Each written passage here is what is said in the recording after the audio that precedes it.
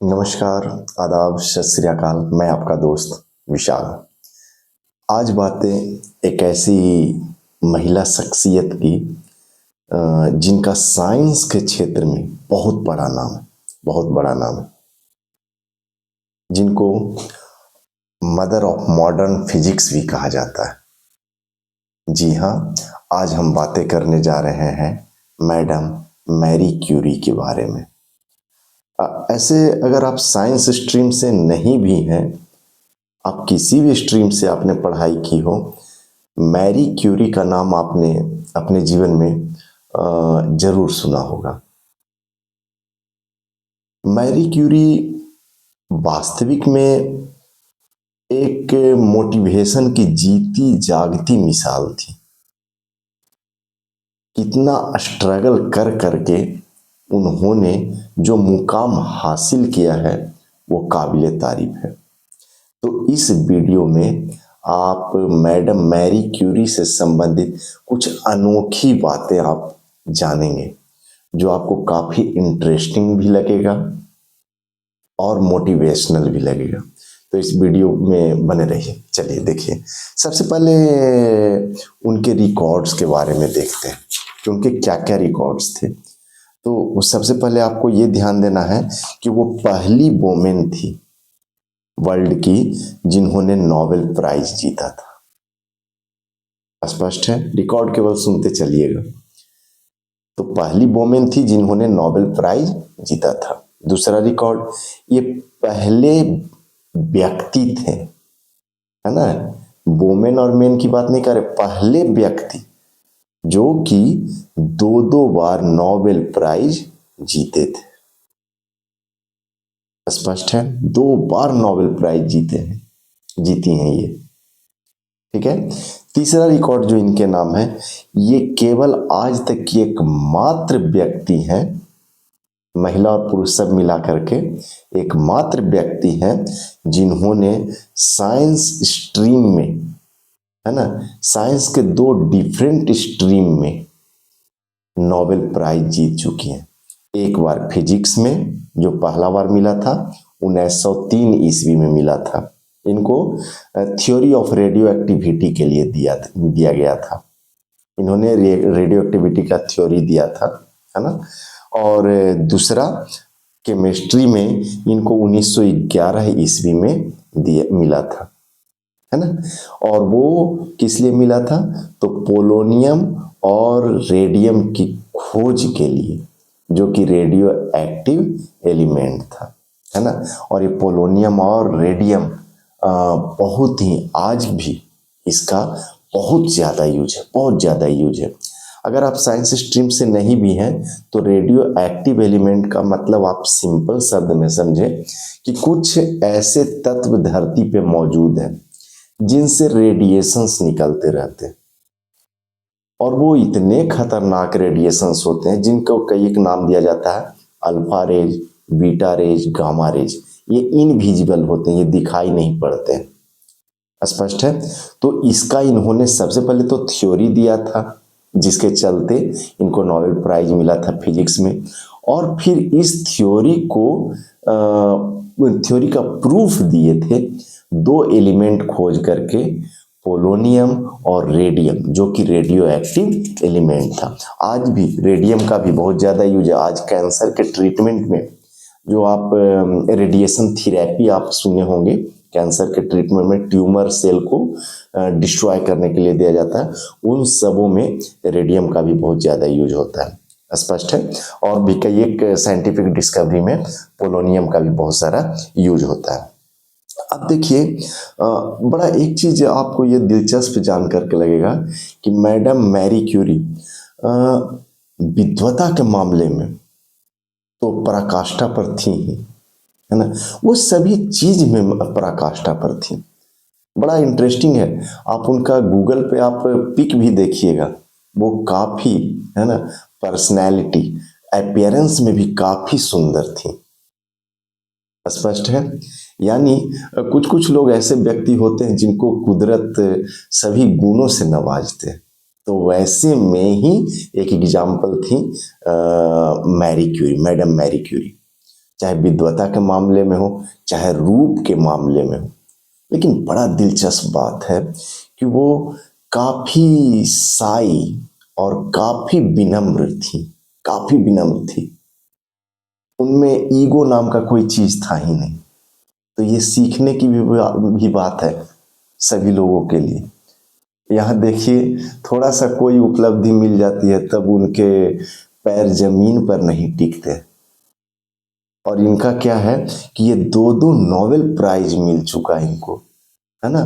लेकिन फिर भी इतनी विनम्र थी। बड़ा आश्चर्य लगेगा आपको कि इनको जब पहला बार जब नोबेल प्राइज मिला था 1903 ईस्वी में फिजिक्स में, तो इन्होंने एक्सेप्टेंस स्पीच भी नहीं दी थी। ये एक्सेप्टेंस स्पीच कोई देने से ही मना कर दी थी कि नहीं नहीं ठीक है ठीक है ठीक है, ऐसे करके वो बस हर स्वीकार कर ली थी। स्पष्ट है। चलिए, तो अब वीडियो को और आगे बढ़ाते हैं। अब देखिएगा, इन्होंने अपना मतलब पूरा जीवन सर्वस्व न्योछावर कर दिया साइंस के क्षेत्र में रेडियम और पोलोनियम को डिस्कवर करने में। और ये सर्वस्व न्योछावर इसलिए बोल रहे हैं क्योंकि बड़ा इंटरेस्टिंगली मतलब आपको ये आश्चर्यजनक बात लगेगा कि इन्होंने पूरे जीवन ये काम करते रहे रेडियम और पोलोनियम के साथ। और ये चूंकि हार्मफुल रेडिएशन से रेडिएट करते थे, तो इनका शरीर पूरा एक्सपोज्ड था रेडिएशन से। स्पष्ट है। तो इसके चलते लास्ट में इनकी मृत्यु भी हो जाती है, जिसका नाम दिया जाता है एप्लास्टिक एनीमिया। ये एप्लास्टिक एनीमिया होता क्या है, इसे जरा सा समझ लीजिएगा। थोड़ा साइंटिफिक टर्म है, लेकिन आप किसी भी फील्ड से हो, मेरा ये गुजारिश है थोड़ा सुनिएगा, है ना, इंटरेस्टिंग लगेगा। तो इसमें क्या हो जाता है एप्लास्टिक एनीमिया। एनीमिया मतलब क्या होता है, ब्लड का कमी। और एप्लास्टिक एनीमिया में क्या हो जाता है ना कि बॉडी जो है ब्लड सेल पर्याप्त मात्रा में बनाना बंद कर देता है। यानी हमारे शरीर में ब्लड सेल क्या होते हैं, हमेशा मरते रहते हैं। उसको पूरा करने के लिए हमारा बोन मैरो होता है ना। और बोन मैरो है जो ब्लड सेल्स को बनाता है। तो होता क्या है, जब बोन मैरो पर्याप्त मात्रा में ब्लड सेल्स बनाना बंद कर देता है, तब वो ब्लड की कमी हमारे शरीर में हो जाती है। ये रेयर डिजीज था, और इनको जो ये डिजीज था ये रेडिएशन के वजह से हो गया था, है ना। ये इनका क्या हो जाता है, बोन मैरो ही डैमेज हो गया था due to exposure of radiations. बहुत सारा आयोनाइजिंग रेडिएशंस के एक्सपोजर के चलते इनका बोन मैरो डिस्ट्रॉय डैमेज हो जाता है, जिसके चलते इनका शरीर में ब्लड की कमी होने लगती है, और वो लास्ट में, है ना, उस डिजीज से ये मर भी जाती हैं। स्पष्ट है, एप्लास्टिक एनीमिया। खैर, अब आगे देखते हैं। आज भी इनका जितना भी बिलोंगिंग्स था, इनका जो लेबोरेटरी नोट्स था, है ना, कुक बुक था जिसमें वो खाना वाना का रेसिपी उसपी सब ये करती थी, इनका कपड़ा वगैरह भी आज भी फ्रेंच नेशनल लाइब्रेरी में स्टोर करके रखा हुआ है। और ये सभी के सभी शीशा, एक स्पेशल शीशा का बना हुआ होता, बॉक्स होता, उसमें इसको पैक करके रखा हुआ, क्योंकि वो सभी के सभी अंदर में रेडिएशन से एक्सपोज थे। और रेडियो एक्टिव एलिमेंट का रेडिएशन बहुत समय, बहुत सालों, हजारों हजार साल तक रहते हैं। इसीलिए आज भी अगर इनके बिलोंगिंग्स को अगर कोई देखना चाहते हैं, है ना, तो सबसे पहले उस लाइब्रेरी में आपको जाने के लिए आपको एक साइन करके पहले आपको साइन करना होगा कि हमारे शरीर पर अगर कोई भी जोखिम होता है, मैं अपने जोखिम पर इसे देखने जा रहा हूँ। तो ये साइन करके उस फ्रेंच नेशनल लाइब्रेरी में आपको जाना होता है। और उसके अलावे एक स्पेशल टाइप का प्रोटेक्टिव कपड़ा पहन करके, पूरा आपको मास्क ये ऊपर से नीचे तक करके पहना दिया जाता है, जो रेडिएशन प्रूफ होता है। और तब जाकर के उनके सारे बिलोंगिंग्स को आप देख सकते हैं। स्पष्ट है, कितना खतरनाक रेडिएशंस है ना, alpha rays, beta rays, gamma rays, ये सब निकलते रहते हैं, है ना। और बड़ा स्पष्ट एक चीज और आप जाने कि जब इनकी मृत्यु हुई थी तो इनके बॉडी को भी वही शीशा का एक कॉफिन बनाया गया था, है ना, जिसमें इनके बॉडी को रखा गया था, क्योंकि इनका शरीर भी पूरा रेडिएशन से एक्सपोज्ड था। स्पष्ट है। अब इनके संघर्ष का भी दौर देखें। ये जब अपने शुरुआती दौर में ये कॉलेज नहीं जा पाई थी, कॉलेज अटेंड नहीं कर पाई थी। कारण क्या था? ये उस समय एक ये महिलाओं को हायर एजुकेशन के लिए मनाही थी। उस समय रोमन साम्राज्य के अंदर में ये आती थी और रोमन साम्राज्य में जितनी भी लेडीज थी उन पर शिक्षा पे पाबंदी थी, वो हायर एजुकेशन ले नहीं सकती। स्पष्ट है।